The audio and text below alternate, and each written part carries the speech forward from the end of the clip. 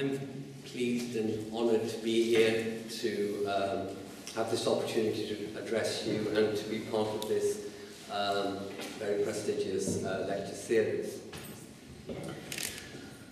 Well, of course, we all know that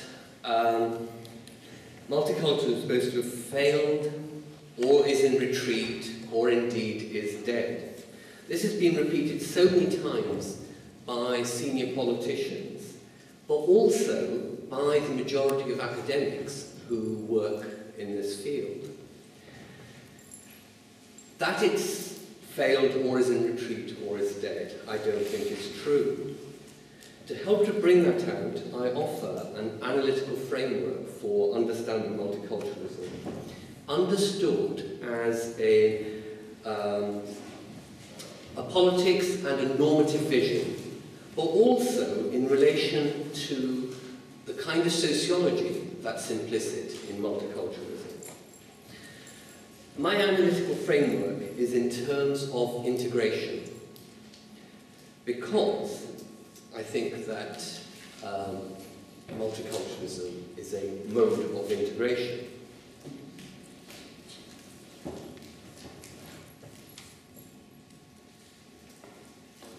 So, start off by saying, what is integration? What do I mean by integration? Well, of course, one of the most important aspects of integration we think of in terms of rights, equal rights with everybody else. We think of in terms of, for instance, rights of residence and of citizenship, having a passport, a legal status. We also think in terms of access to opportunities in the labour market, or renting or buying a home, and so on. I refer to those kinds of issues as either legal, because they're to do with legal status, or sectoral. By sectoral, I mean that they're about equality of opportunity, access to opportunities on the basis of equal rights and equal status in, for instance, the labour market, or in education, or housing. That's what I mean by sector, because they refer to a particular social sector. And whether a person has a sense of belonging partly depends on equality of opportunity in these sectors. But the point I really want to make is that though that kind of equality of opportunity is important, it's a necessary condition of civic equality, it is not enough to give a person, a citizen, a sense of belonging. Because I want to say that integration is incomplete without what I call macro-symbolic integration, and I'm really going to be mainly concerned with that in this talk. To explain that, macro-symbolic integration, what I mean is that every society has some conception of itself. And if you can't share that conception and be accepted by other people as sharing that conception, then you can't achieve a sense of belonging. This quote helps, I hope, to explain what I'm getting at. This is, so I'm sure some of you will recognize it, Gerard Bouchard and Charles Taylor were joint chairs of a commission in Quebec on reasonable accommodation. And this is a quotation from their report, where they talk about the symbolic framework of integration, things like identity, religion, perception of the other, collective memory, and so on, is no less important than its functional or material framework. And that's exactly my own view, and is what most of the talk's addressing. And it's particularly relevant because all that talk about multiculturalism being dead or in retreat or failed and so on, all this sense of crisis about multiculturalism is actually operating at this level. It's not to do with equal opportunities in employment. It's not to do with other kinds of equal opportunities or legal status. It is very much to do with this sense of macro symbolic integration. So the idea that integration has failed, that multiculturalism has failed as a policy or as an obstacle to integration, I think is very much, even though it's not always articulated clearly, is very much a sense of a failure at this macro symbolic level.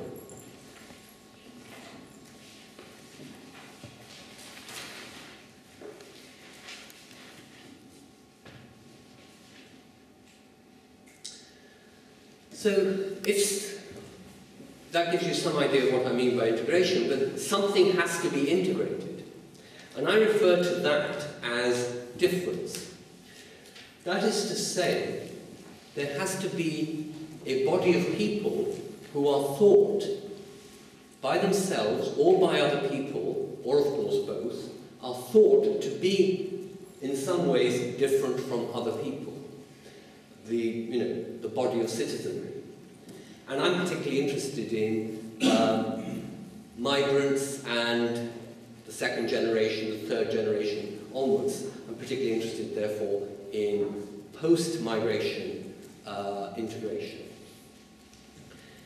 And the things I want to say about it are that this difference is not just confined to the fact of migration or how long people have been in a particular place, whether they were born there, for instance. That may be an aspect of the difference, but it's not by itself what the issue is. Nor is it only to do with economic relations, economic inequalities, for instance, or the fact that people are coming from a poor country into a rich country, which of course may be a fact. In fact, the kinds of migration I'm interested in is migration from outside Europe into Europe, or outside the West into the West, or, as we say, from the south to the north. So it is very much from the less economically developed parts of the world into the more prosperous and developed. But that's not the main issue when we talk about difference. The difference I'm talking about primarily refers to how people are identified, how they identify themselves. So they may identify themselves, and this could be in Britain, say, or in Italy, they could identify themselves as Chinese, or black, or white, or Jewish, and how they're identified by others. And again, these are exactly the kinds of identifications that people might make. They might say, oh, those people are Jewish. The Chinese people in this town live over there. My manager is Jewish, and so on. So it's these identifications that are what I'm referring to as difference, and therefore the issue of integration begins with the acknowledgement, the presence of difference. And my argument is that there are four modes of integration. I leave aside issues about straightforward exclusion. Someone might just say, well, we don't want these people, or we only want them by excluding them from core parts of our social and national life. So these are all modes of integration, so exclusion isn't one of the possibilities. Though, of course, some countries act as if that's how they want to treat migrants and the second generation, that they'd rather exclude them. Or even if that's not their intention, they lack the political will and the political institutional resources, like laws and policies, to offer systematic integration, and they end up with exclusion. But I'm not interested in exclusion. I'm interested in what may be understood as modes of integration, whether they are successfully practiced or not, whether they're effective at any one time. And my suggestion is that there are these four modes of integration, and I'd like to say something about each of them, and then start saying something about whether multiculturalism is dead in the light of the framework that I offer. But before I get onto the specific modes of integration, I want to say something about citizenship, because integration into what? Well, primarily integration into national citizenships. That's really what's at issue. And I want to suggest that we can understand the four modes of integration in terms of these three iconic democratic concepts, from the French Revolutionary triad. That these are the key concepts of a democracy, and they illuminate what a mode of integration is, how it differs from another, what it's trying to achieve. Now, of course, I'm sure everybody is aware, without me having to spell it out, that these concepts that can be marked by just one word, liberty or equality, have many different interpretations. They're very complex and contested concepts. People who say they're committed to liberty don't necessarily agree with each other about what liberty is. Famously, egalitarians are always disagreeing with each other. It's kind of very much part of centre-left politics to disagree with interpretations of equality, because you are committed to a particular interpretation and you think that other understandings of equalities are in some way deficient. But that actually works very much in line with what I want, because I want to suggest that these three concepts are shared by all those four modes of integration, and therefore by the advocates of those modes of integration. And therefore, these three concepts are shared by multiculturalists, because multiculturalism is a mode of integration, and by the critics of multiculturalists. And while that means we'll be arguing about, oh, what is liberty and so on, nevertheless, that actually gives us some common ground. It gives us some basis to argue with each other. Moreover, another important implication is that these concepts are what standardly political theorists and others call universal concepts, i.e. they're meant to normatively apply to everybody, or to all citizens, to all members of a polity. And why that's an important implication is that you'll be aware that one of the charges that some people make, like the people who say multiculturalism is dead, one of the charges they make is that the problem with multiculturalism is that it's relativist.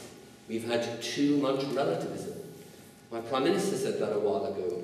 We tolerate too much, we're too relative, we need to stand for our values, we need to assert what he calls a muscular liberalism as opposed to an over-tolerant liberalism. Well, he may or may not be right about the different versions of liberalism, but he's not right in suggesting that what he stands for is universalist and what multiculturalist stands for is relativist. Not on my argument, anyway. My argument is that these universal concepts are equally shared across the four modes of integration. So let's begin with the first one, assimilation.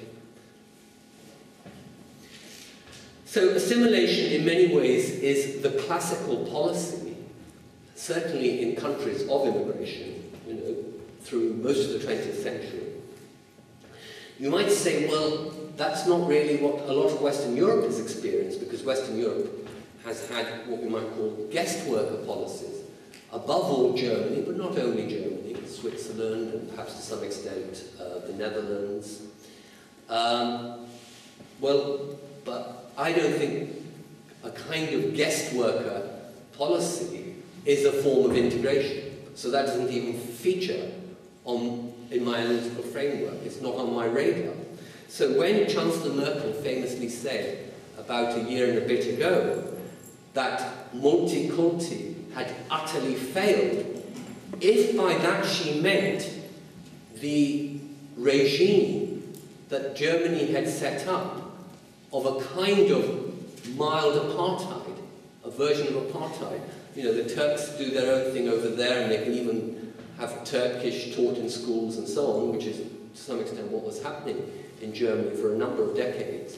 If she says that is utterly failed, well, in that case, she and I are on the same page. The difference is that I think that's not multiculturalism, whatever she may choose to call it. So assimilation actually has been the dominant or classical policy in immigration countries. That would include the United States, it would include France, Britain, Australia, Canada, and so on, for at least the first half of the 20th century and perhaps well into some of the second half as well.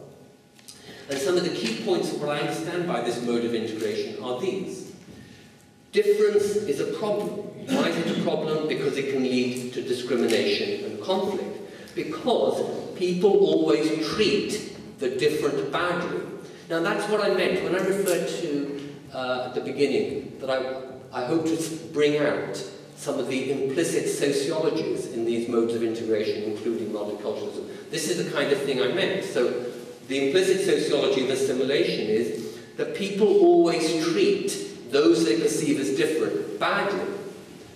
That is the sociology, because we could easily assume the opposite. People hero worship those who they think are different. But that's not what's behind this view. So the solution is make everybody the same. Treat everybody the same. They should all have the same rights. That's clearly an appeal to equality.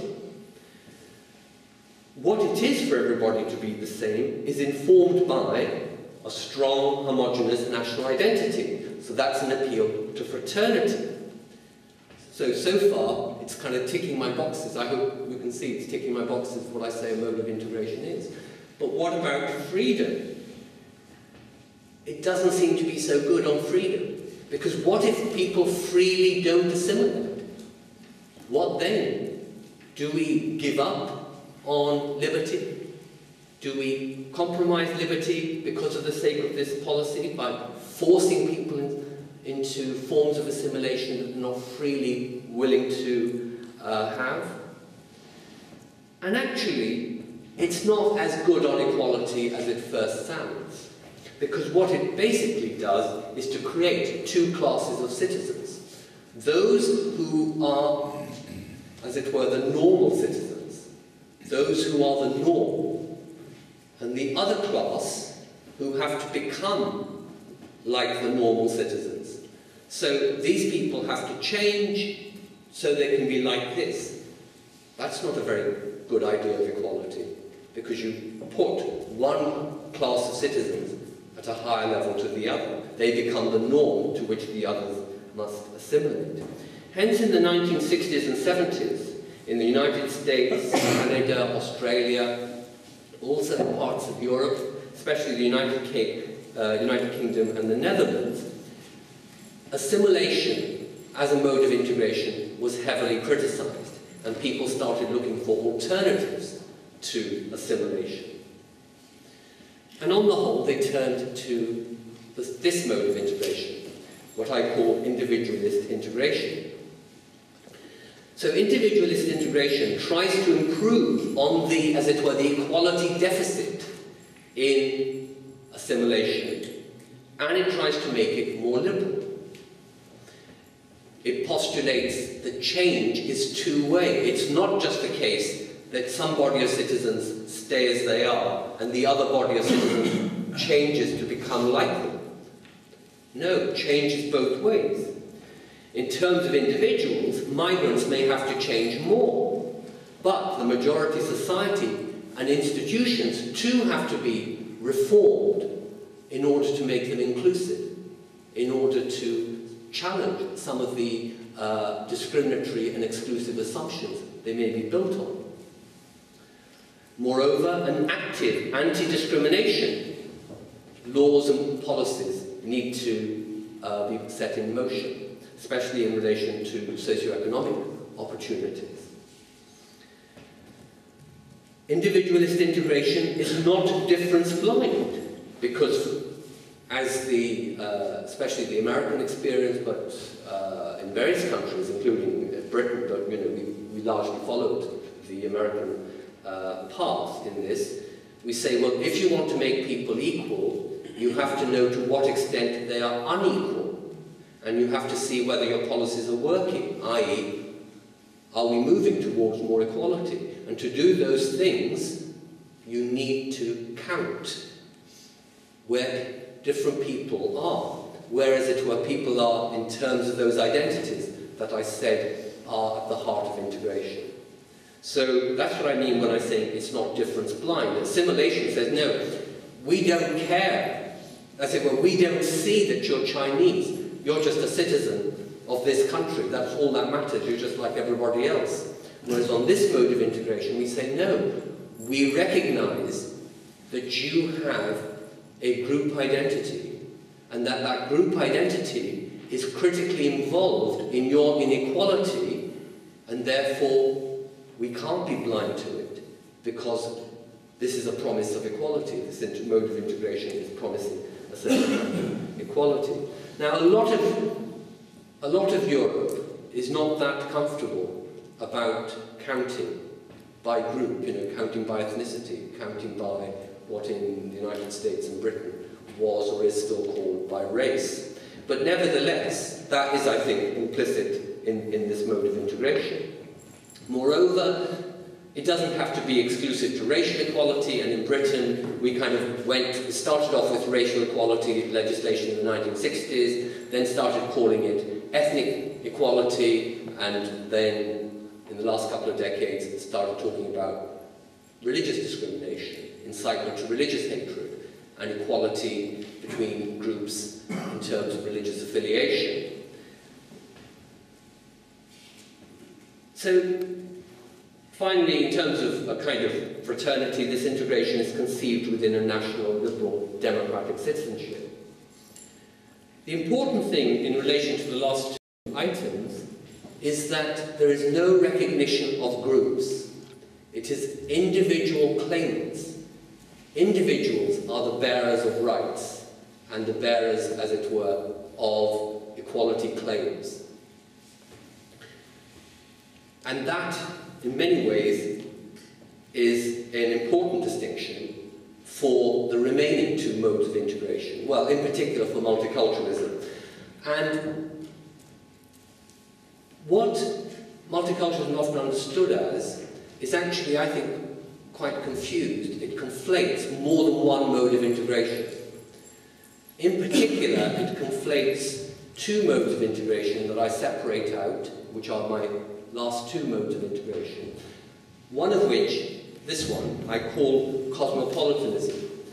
I'm still thinking in terms of national citizenship. So it's not like literally global citizenship, though of course that term, cosmopolitanism, is used like that in certain normative theory and kind of human rights discourse, but that's not what I mean by here. I'll explain better what I mean. But all the modes of integrations are focused on a national citizenship, including this one.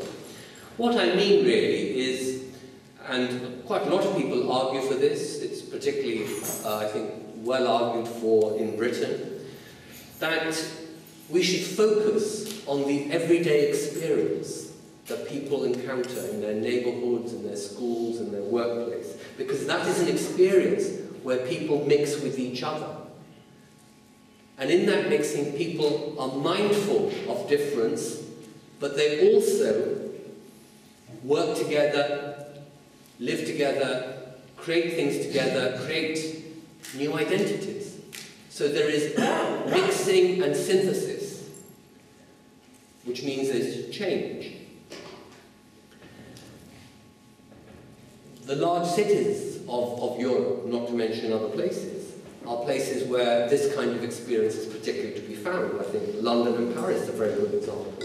Perhaps less so would be some of the towns of northern England or southern Germany. And one of the core ideas, the normative ideas behind this understanding, is that no one is to be defined by their origins. So before I mentioned that individualist integration recognizes we have to count people by group, but cosmopolitanism wants to get beyond that, or to say, well, let's minimize the role that group identities play in this integration, in this mixing.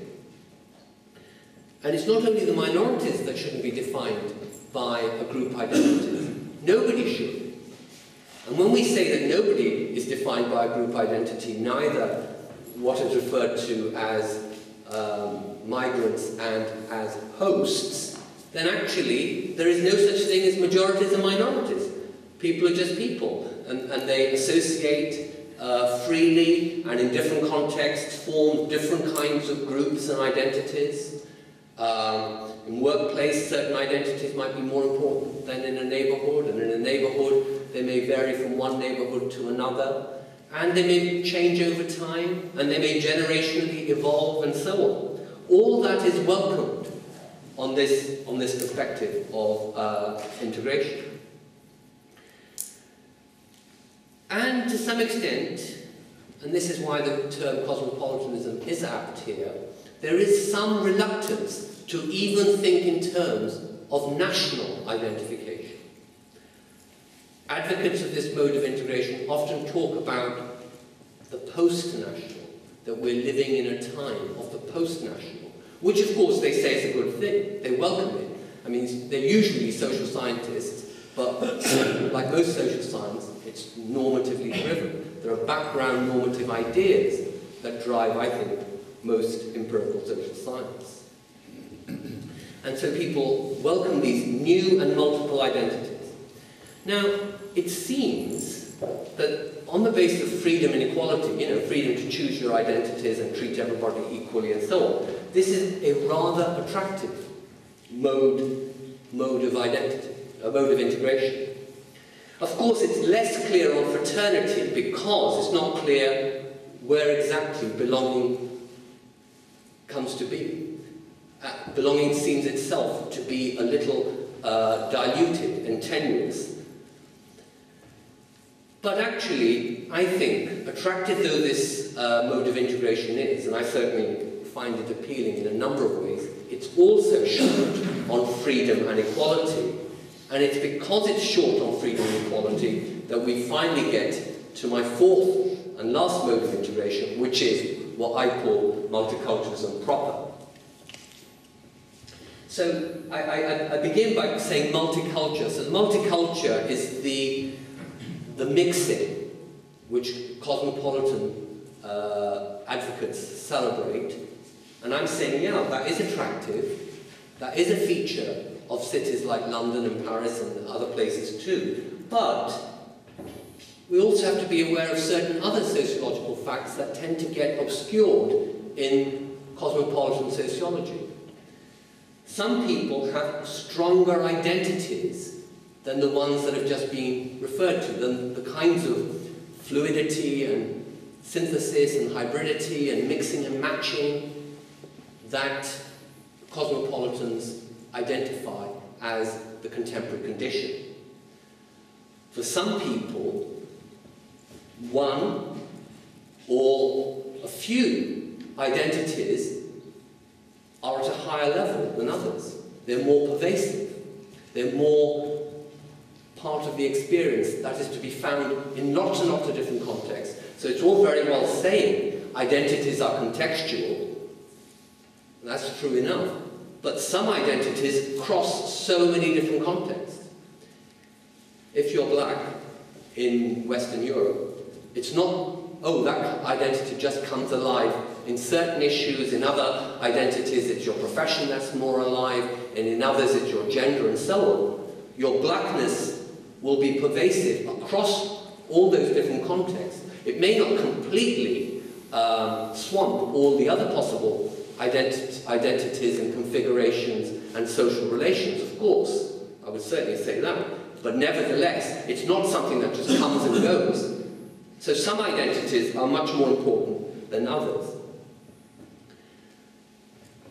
If we want to, and moreover, a move to the second bullet point, if we allow people to organise on the basis of what I refer here to other forms of identity, I'm thinking of here things like gender, nation and region, or economic interest, all identities that constitute quite a lot of political mobilisation and agenda setting in our societies, in our democracies.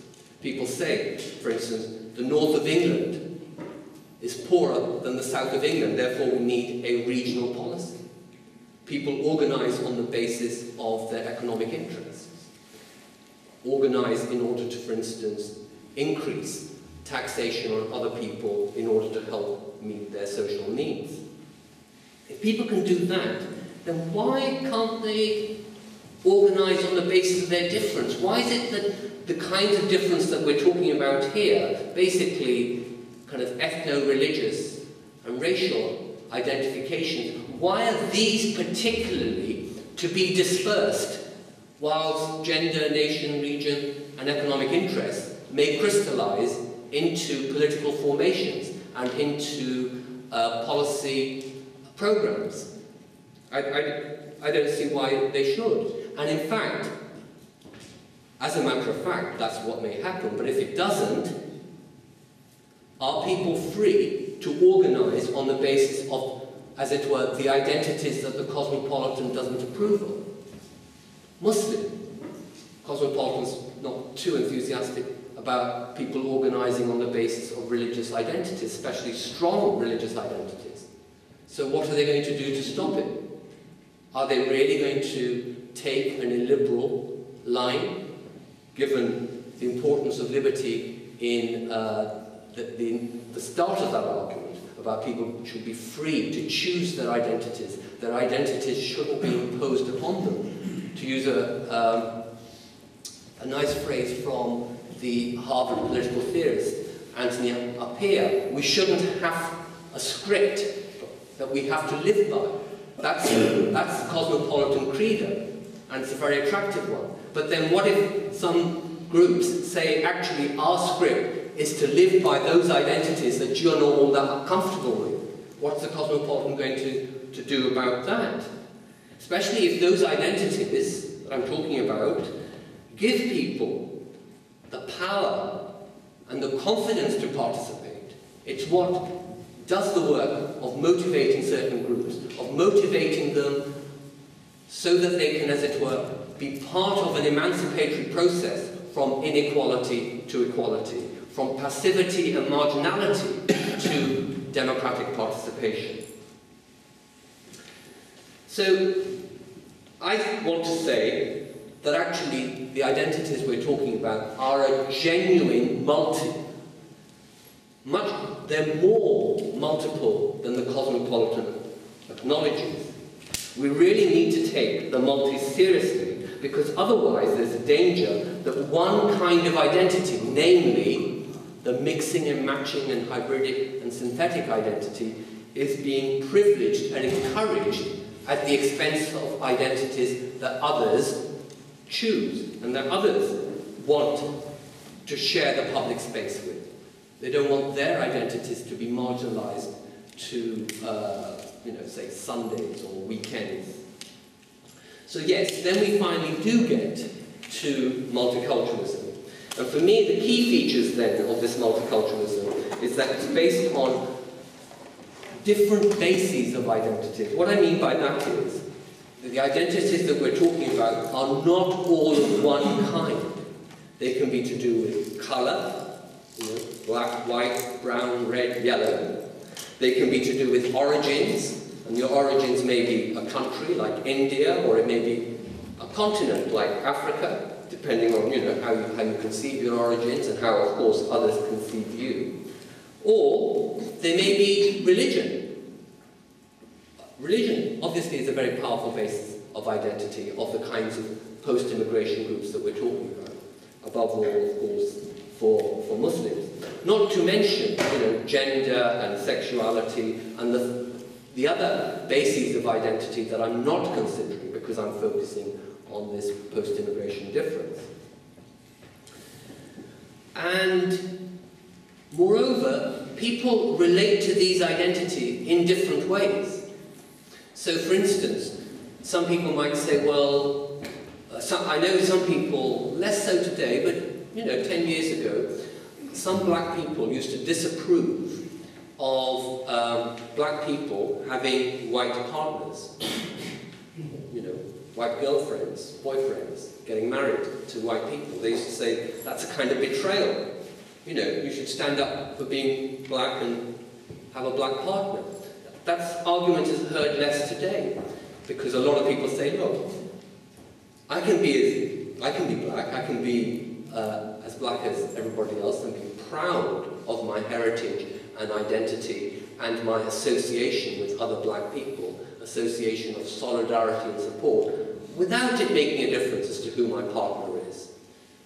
On issues of racism and discrimination, that's the issues that bring out what it means to be black. So that's one kind of identity. But there are other kinds of identities, let's say being a Pakistani in Denmark or England. A lot of Pakistanis, not all, but a lot of Pakistanis think to be a Pakistani in Denmark or England is to be married to a Pakistani. To not choose a Pakistani spouse, especially one that your family have kind of put in front of you, and nudged in front of you at least, that is to turn your back on important community considerations and important family loyalties. So that's obviously a very different kind of identity, a community identity that requires endogamy is obviously a different kind of identity to one that just emphasizes solidarity in the face of racism. So that's what I mean about different kinds of identity. And we see that, for instance, with Jewish identity. In Europe we've had a longer time to look at that, where for some Jewish people it's a matter of religion, for others it's a matter of heritage, standing up for Jewish causes rather than going to the synagogue and reading the Torah. Moreover, the concept of equality that multiculturalism appeals to is not just the equality that we came across in relation to individualist integration. Multiculturalism does encompass that, and to use Charles Taylor's vocabulary, he refers to that as equal dignity, that each individual has the same dignity. This is what a liberal democracy should guarantee, should try and ensure. But for multiculturalism, to use Taylor's vocabulary, there's also equal respect, because we recognize that who people are they're not just individuals. They're people who have a sense of membership, of a group, of a community, of a heritage, of a history. Of course, Taylor was above all most concerned about Quebec identity, and he wanted to argue that there was nothing wrong with people wanting to say, I want the Quebec identity to live on for the next generation and the next generation after that and so on. That it's not necessarily illiberal to want that, but can arise very, very naturally. But for that to happen, you can't dismiss the normative significance of groups. So I said to you that the other modes of integration don't want to give any normative significance, certainly not any political, institutionalized significance to groups, but multiculturalism does, because it feels equality cannot be fully worked out in terms of difference without this idea of respecting people's identities, which are inevitably collective identities, because they are shared identities. Another feature of multiculturalism not found in the other modes of integration is informal and formal representation. I mean political representation, not just representation in terms of like media images, though that can be important as well. But here I'm thinking about more formal political processes. well, informal and formal. I'm thinking of things like, for instance, the Islam conference in Germany, which I think, contrary to Chancellor Merkel, I think is a form of multiculturalism. It's not necessarily a good one. I'm not commending it, mainly because it's top-down and controlling. But insofar as it's done in the name of integration, it is multiculturalism, because it certainly doesn't fit my other three modes of integration. If you're in favour of assimilation, you wouldn't say to a group of Muslims, oh, the Home Secretary, the Interior Minister would like to meet you for a couple of days so we can thrash out mutual concerns and debate policy issues about how Muslims should be integrated or Turks should be integrated into Germany. I mean, in fact, there wouldn't really be a concept about integrating Muslims, it'd just be about integrating individuals. So I think that things like the Islam conference can't be explained in terms of the other modes of integration, whereas they can be explained as a bad form of multiculturalism. By bad form, I mean, as I say, one that's top-down and controlling. But that's not to say that there aren't problems with multiculturalism, at least in practice, if not in theory. Whatever we think of it as an idea, it can in practice be associated with inward-looking communities that can be mutually suspicious, breeding conflict. And hence, some countries, some people say we need a policy of community cohesion locally. Some people refer to it or something similar to fill that space as interculturalism. I don't think that's actually a very substantive set of ideas, but I can see why they're turning to something like that, because they want to emphasize some element of fraternity, which they feel multiculturalism is perhaps too insensitive to some element of unity in society. And that's at a kind of local level, but also nationally. We rightly think to ourselves, well, if multiculturalism is a good idea in terms of modes of integration, if it is a better mode of integration, at least in some respects, than the others, isn't there a concern that we have to work at what kind of national unity is also to exist at the same time? Surely we can't turn our backs on that. And I very much agree with that. I think multiculturalism was always, in terms of its political theory, was always about a conception of national citizenship. And not just because certain academics thought of it like that. I think if we look at Canada, Australia, Britain, well, I say Britain, and I do include it in that list, though I think in Britain we've been a bit more confused and awkward about our national identity and how multiculturalism does relate to it. I think this is partly to do with feelings that talking about British identity and waving the Union flag somehow evokes back the empire.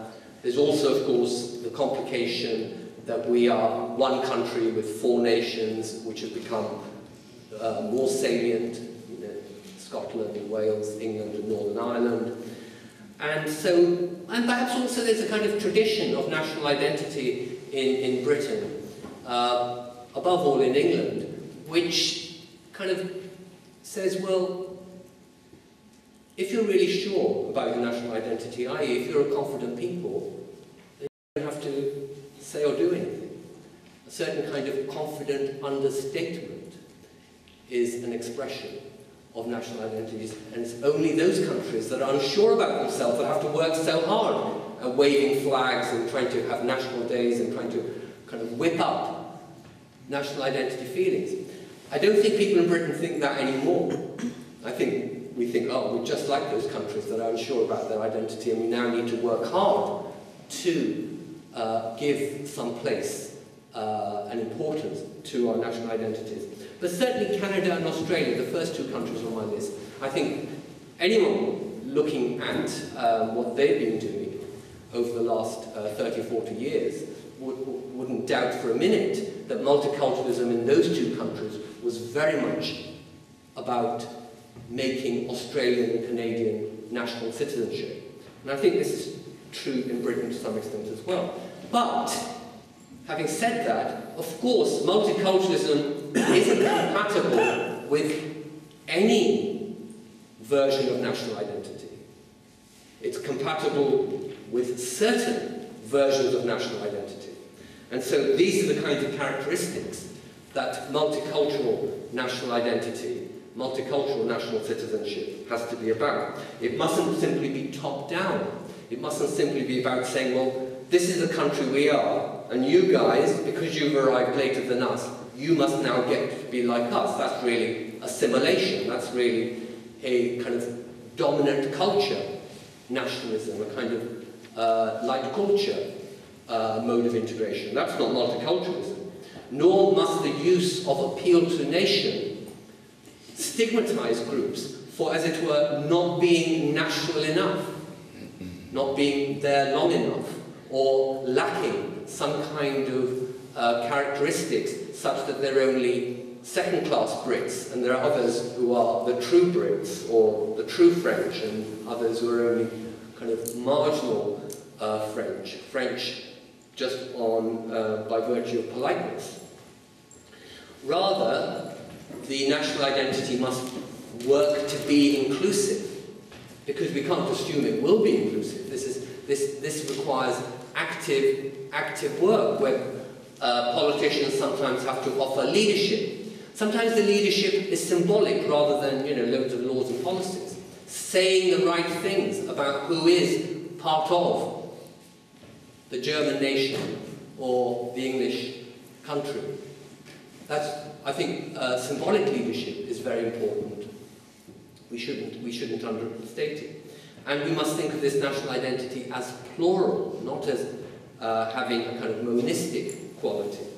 And it should be forward-looking as well as backward-looking. Inevitably, there has to be some backward-looking element, because the country is something that already has been there for a time. That's what gives it its, as it were, existence and its character.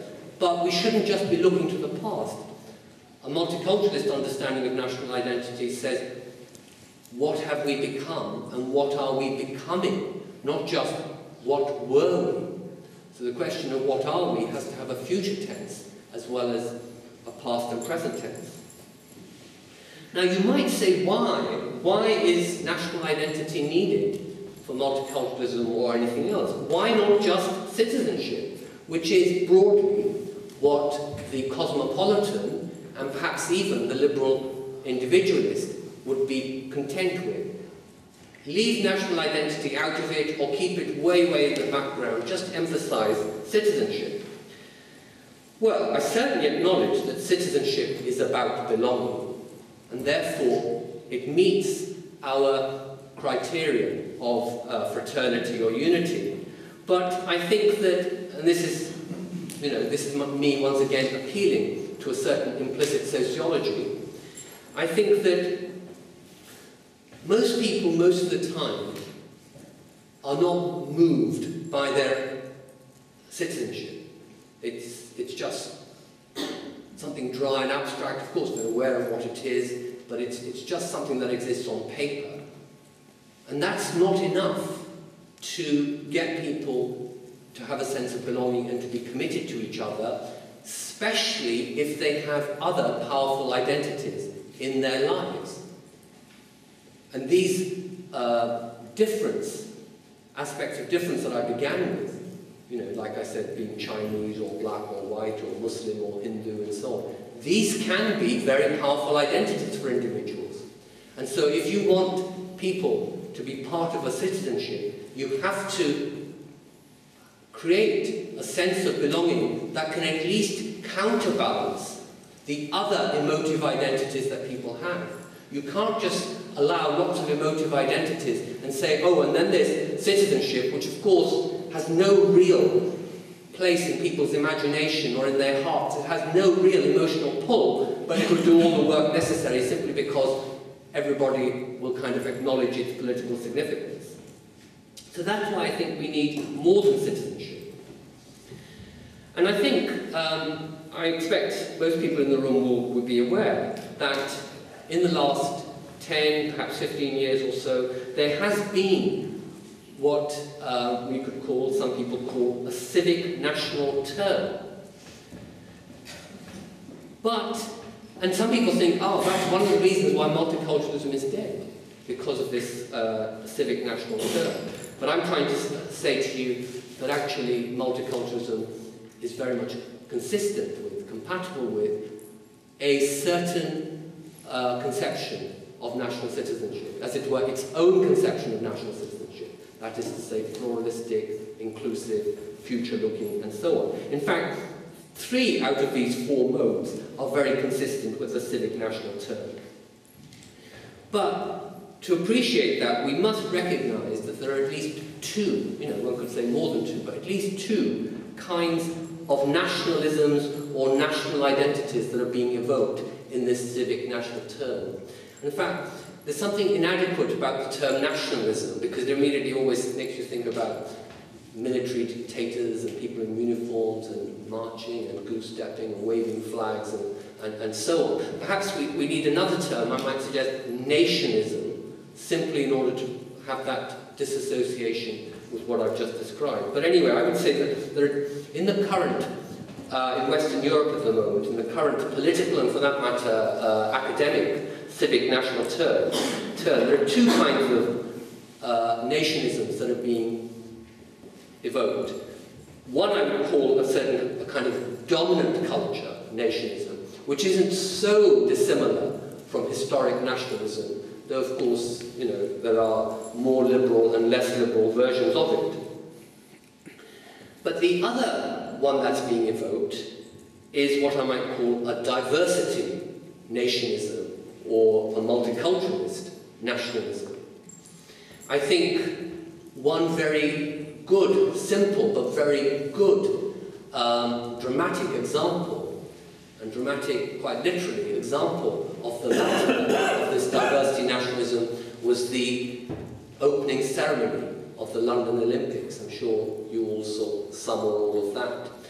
There, the creator, Danny Boyle, he created for us, at least for us in Britain, he created an image of us as a country. And what was amazing was that so many people, the vast majorities, said, yes, we recognize ourselves, that's us, that is our country, thank you very much. We hadn't fully appreciated that. Because of course, a country has to be imagined, given that I'm saying that a country belonging isn't just about, passports and legal rights and so on. You have to have some image of what your country is. And others must have that image as well. If only you have it, or only a few of you have it, obviously that wouldn't work at all. And so I think in Western Europe at the moment there are these 2 different understandings of the nation. And all this discourse about integration having failed and multiculturalism being dead and so on, the heart of it, I think, is this competition between 2 different conceptions of national citizenship. A kind of a dominant culture, national citizenship, and this kind of more diversity national identity. So to move towards rounding up, to finishing, I'll get to the bit that, just to show you that if you accept that this framework can be helpful, it helps us to see that multiculturalism is not dead. In fact, that it has a continuing presence. Well, I haven't stated it very clearly, perhaps, but I've been referring to an implicit, or sometimes an explicit, sociology about groups. Because while 3 of those modes of integration can do without the concept of group or the sociology of groups, multiculturalism can't. But what's really interesting is that our discourse is dominated by a discourse of groups. Because when we say they aren't integrated, Multiculturalism has failed. Muslims have not been integrated. We are evoking a group. We can hardly be talking about assimilation or individualist integration or cosmopolitanism. Even if that's our ideal, what we're accepting as a fact is a sociology about groups.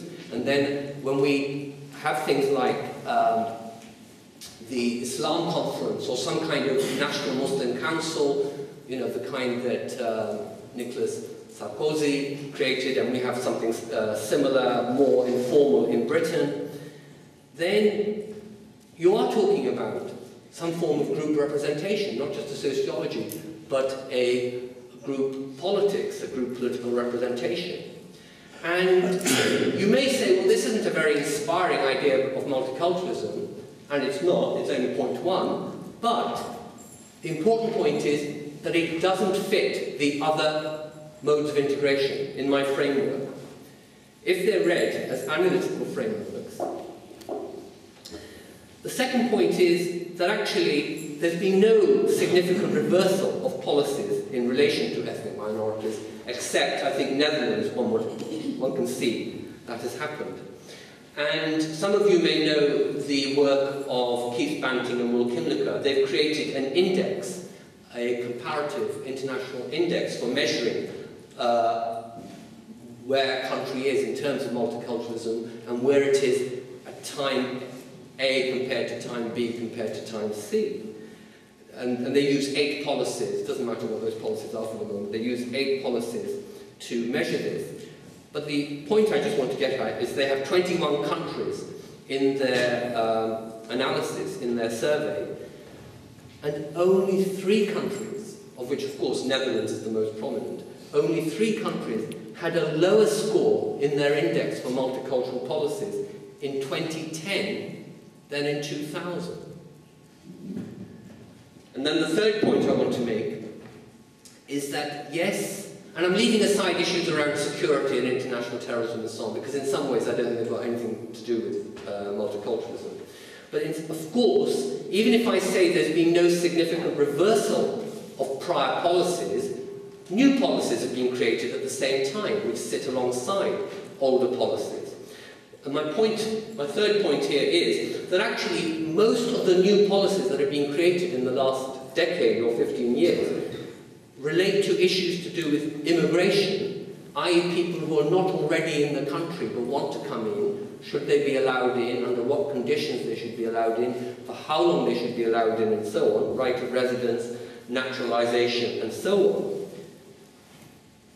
on. And I think that is very much a part of the rebalancing, rather than a kind of saying multiculturalism, your day's over. It's a matter of rebalancing those bits of multiculturalism which were unclear about the civic national identity, about emphasising what it is to be a citizen of a particular place. So I don't think that they are inconsistent with multiculturalism. I mean, I'm not saying they never are. I think in some countries they are. I think in Britain, on the whole, Britain's done it in such a way that it's not inconsistent with multiculturalism. But what I would acknowledge is that those countries who were latecomers to multiculturalism would be more affected by this third point than others. So for instance, in Britain, if we take groups like, say, Pakistanis, Indians, Bangladeshis, West Africans, African Caribbeans, and so on the whole, people in migration flows that began just after the Second World War and peaked in the 60s and 70s. Most people of those origins, roughly around 80%, I'd guess, are citizens of the UK. So if you change laws about immigration and residence and naturalisation, it doesn't affect them at all. Perhaps it affects some of their relatives, possibly. It affects, obviously, new people, but it doesn't affect them. Whereas in Germany, if we look at people of Turkish origin in Germany, only about half that proportion, roughly around 40%, 45% of Turkish origin people in Germany are German nationals. So if you change laws to do with citizenship in Germany, it will, of course, affect ethnic minorities in Germany much more than it would in the UK. Because otherwise, actually, starting in very different places, there's been a convergence in laws about citizenship and naturalisation in Germany and the UK, starting in very different places. But the effects that those new policies have on existing citizens and existing ethnic minorities is quite different. And not only do I want to say that multiculturalism continues to be present, I want to be more cheeky than that, more audacious than that. I say, actually, it's creeping forward. It's still got life in it and it's moving forward. Because I referred to group representations, consultations, and so on. As I say, we have something in Britain to do with the Muslim Council of Britain, and the government got unhappy with them because they weren't very happy with the Iraq War, which I suppose ties in with what Anna said right at the very beginning about the changing reputation of Tony Blair. Because to begin with, of course, he was very popular with Muslims and with multiculturalists in general, but not from the time of the Iraq War onwards. And so, but then the government didn't say, look, we're going to give up on this idea that we're going to talk to Muslims, that we're going to have, group consultations and group representation. They didn't do that. What they said is, this group, we don't like you, we challenge your bona fides as a representative body, get out of the way, we want to talk to other people. And they couldn't find those other people, so they just created, sometimes top-down, they created national Muslim organisations that on the whole have not survived. But in any case, they carried on this process of formal representation and consultation. And as I said briefly, Sarkozy, when he was Interior Minister, created the Council of Muslim Religion, and we have, the Islam Conference in Germany. All these things happening in the last decade, i.e., when multiculturalism is supposed to be dead. Another thing I'll mention is faith schooling. The funding for minority faith schooling is growing across the continent, across Western Europe. In England, from a very slow increase, from a slow start, we now have, I think, 11 Muslim schools within the state's system, one Sikh, one Hindu, quite a lot of Jewish, and of course thousands of Christians. But what's interesting is that the coalition government has created, they have a kind of an ideological program, or a vision, one should say, a vision, called the Big Society, that some of you probably have heard of. And one of the flagship programs, policies of this Big Society is what they call free schools, which are state-funded community schools, not under the control of the local authority, or for that matter, even the national authority. They have an enormous amount of freedom, but they get state money. And what is interesting is that in this 2 years that they've created 100-odd faith schools, a quarter of them, created free schools, a quarter of them are faith schools run by religious organisations. Quite a lot, it doesn't matter about the exact numbers, but a good proportion are Muslim, Hindu, Sikh, Jewish. And what's really interesting for Britain, some of them are kind of evangelical Protestants, which you associate much more with the United States. Not many, but there are some like that. And a quarter to a third, is actually the proportion of the English and Welsh school system, state system, that is run by churches. So this new experiment in Big Society, when Cameron said he's against state multiculturalism, he's going to do something different. Call it past dependency, but he's just carrying on the policy that's already in place, namely the multiculturalist policy of including the minority faiths in the existing provisions. And France actually isn't that different. I know ideological terms, you might think, well, France and England, chalk and cheese when it comes to religion and schooling. But France isn't actually very different. Roughly around a quarter of French pupils are in a church school, Catholic school invariably, but the state is doing a lot of funding of their education, not their religious education, but just about the rest of their education. And they've now started funding Muslim schools. They're beginning a long, long way back from most other countries. So it's not exactly that they're doing a lot of it, but nevertheless, they're doing it in the period that Nicolas Sarkozy was saying that multiculturalism is dead. And in Germany, they don't have separate faith schools, but within, their system, they have religious instruction that can be funded out of public money in state schools. And several London now teach Islam. For example, in North Rhine-Westphalia, over 150 schools have imams or Muslim teachers coming in to teach Muslim children paid for by the state. And I mentioned discursive macro-symbolic battles here. I see I'm kind of running out of time, so I'll be very quick on that. I mean all the arguments that are taking place about national identity. And you might say, well, but aren't those arguments ones that are kind of directly, full-frontally anti-multiculturalist? And aren't those the arguments multiculturalists are all losing, that are leading to more conservative images of the nation and the banning of the niqab and so on? Well, of course, I agree that some are going exactly that direction, but I don't agree that all those discussions are going like that. I mentioned, Danny Boyle's Olympic opening ceremony a moment ago, but of course he didn't just create that out of his head.